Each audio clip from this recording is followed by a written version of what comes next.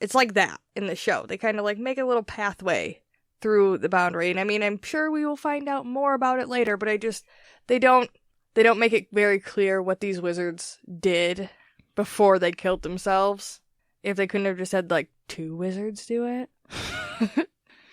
And to be pretty honest about it, a lot of this history lesson is kind of like that. Now, I read, reread, and then reread again this whole section where Kahlan describes to Richard the history of everything that happened, how she got through, the boundaries, and it's like, it's all in there. It's all explained, but the reasons that she gives don't necessarily explain anything. It's like, this is because of this.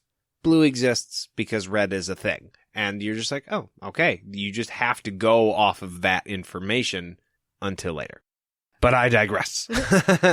All 5 of these guys killed themselves instead of going with her because purple. Right. So Richard asks Kahlan, what's it like in the underworld? And some truly bizarre shit happens. I love that he pushed it. Like, she's visibly uncomfortable with talking about this, and he's like, yeah, but how fucked up was it? Tell me more. I can't really blame him, because I'd want to know too. Like, okay, I get there's stuff that you don't want to talk about, but we are talking about the underworld that you just walked through. Dish, girlfriend. Now.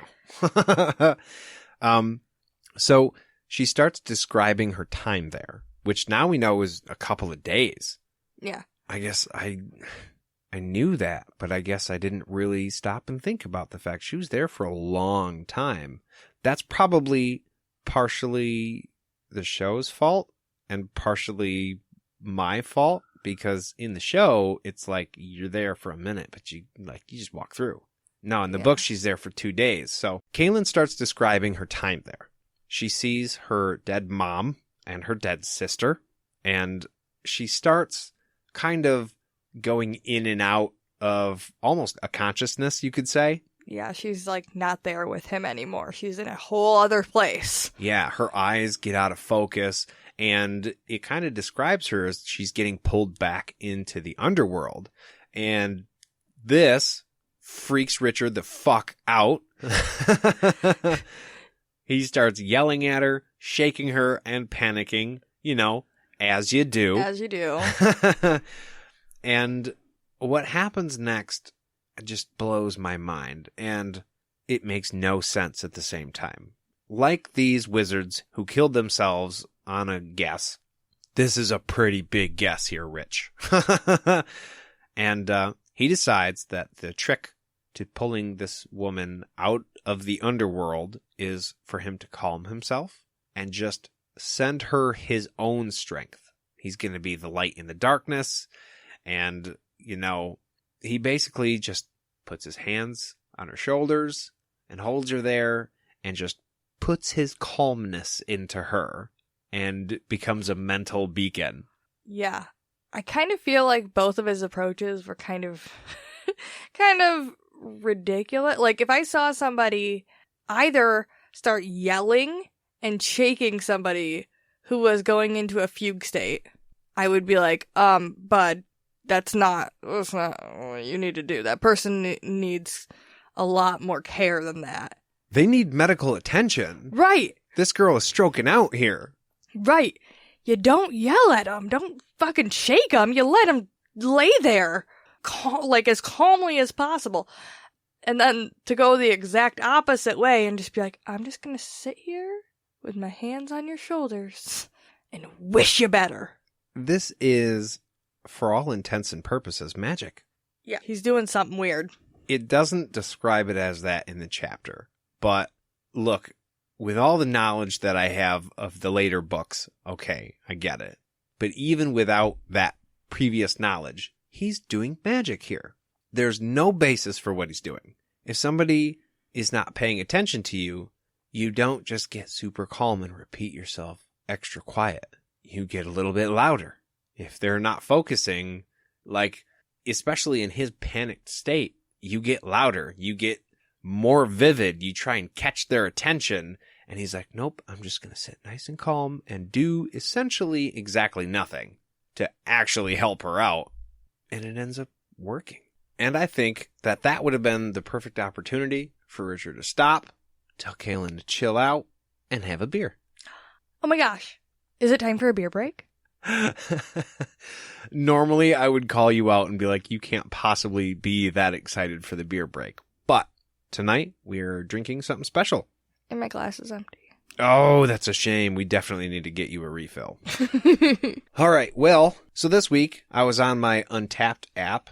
I was going through some of the beers I had when it gave me a notification that Perrin Brewing added Malted Milk Ball to its tap list. I get this beer every year. I don't want to say religiously, but I make damn sure to get my hands on at least one bottle. So I was like, Jade, it's on tap. I didn't get it last year. We're going. Right? We're going. And I was like, pull my arm so hard. Right. This was one of the first bourbon barrel aged dark beers that Jade was like, ooh, yeah, I can get behind that. So she was down. We went over there. I got a few bottles actually. Go me. But Malted Milk Ball is an imperial porter aged in oak bourbon barrels. It's 12%. It's made with cacao, vanilla, and lactose sugar. And y'all, damn. It says, paying homage to one of our favorite treats, we deconstructed the flavor profile of a malted milk ball to create a malt beverage brewed with lactose and spiced with vanilla and cacao nibs. We then laid it down to age for 9 months in oak bourbon barrels. It's a beer baby. It is a beer baby. Brewed and canned by Perrin Brewing Company. I can't say anything bad about this beer. It is, I'm pretty sure in one of our recent episodes, I was talking about the beer that we were drinking as being in my top 3. Yeah, I'm pretty sure you were talking about No Rules from Perrin Brewing. Yeah, that's absolutely right. It was No Rules. And what a coincidence. This one's also from Perrin and also makes the top 3 list. I also, I don't know if we're going to get to another beer break, so I do want to give a special mention to the growler that we bought. That was delicious. It was coffee. I keep calling it coffee latte. It's coffee latte, and it smelled like coffee, and it was amazing, and the growler's gone, so we couldn't save it to record. Yeah. That whole growler lasted us about a night. I know that makes it sound awful, but you guys, this stuff, the smell of it could wake you up in the morning. It smelled that much like coffee, and when you drank it, oh, it was just as good. So good. Not even overly bitter like some coffees are, especially when you burn them and it's off. No, this was good stuff. And they make root beer that my son got in a crowler. Like, just...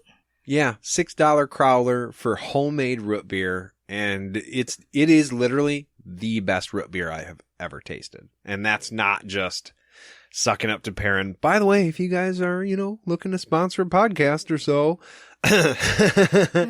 but no, all of the stuff they make there is really top notch. I was literally going to say top notch. Favorite beer. Even if they don't sponsor us, we will keep buying it. Yeah. So, yeah, no, that's true. If you have a chance to get it, get your hands on some.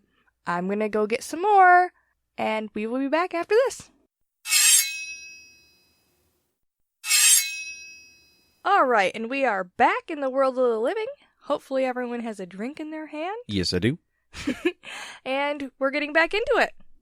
So, Kahlan, after she recovers a little bit from her strange trip, asks Richard how he asks questions that fill her mind with pictures, and then makes her answer them when she has no intention of doing that. And apparently that's a theme in his life. Yeah, it says that Zed asked him that same question as well. Yeah. So he's just very good at getting shit out of people, but not in the same way that his brother is. Right.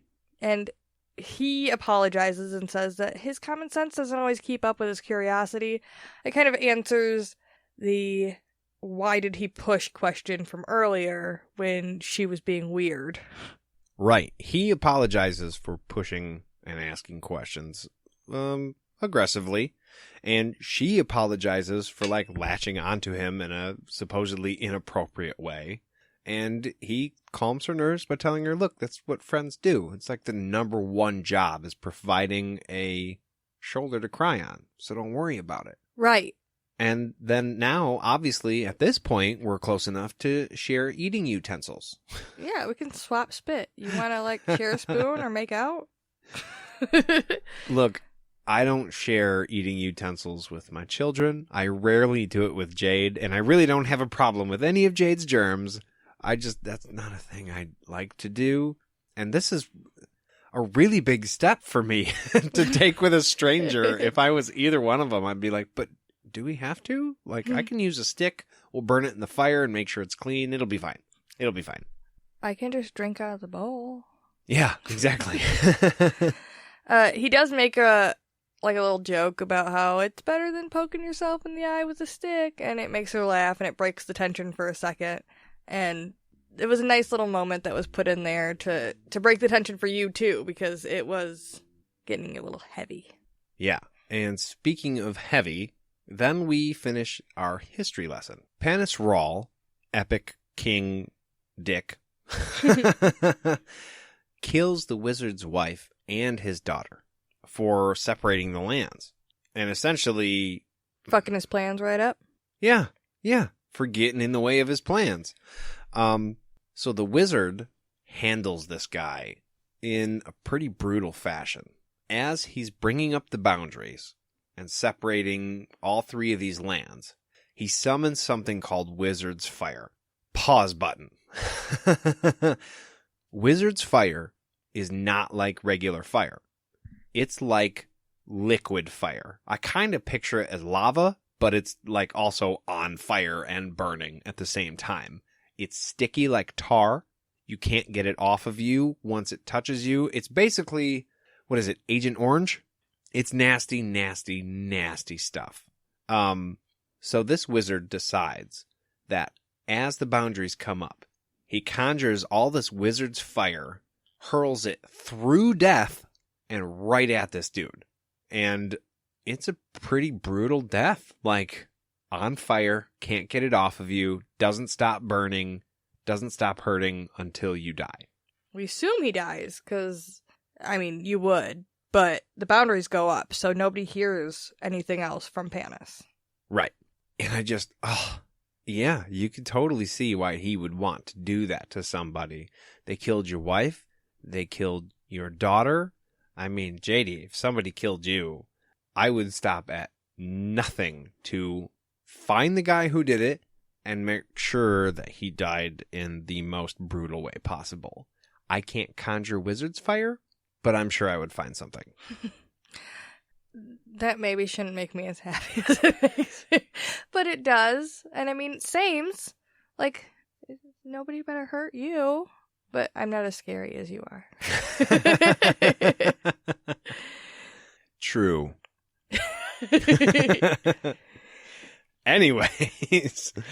So after this, the wizard goes to the council, and everything's okay for a little while, but the council pisses the wizard off too, because they, through greed and some other things, decide to make an appointment that the wizard is like, nah, man, that's mine.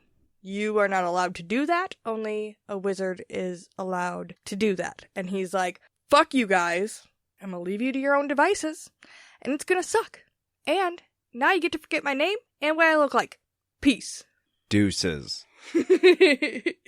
So he pretty much blocks off Dahara, sends a fireball towards the ruler of Dahara, shuts them off.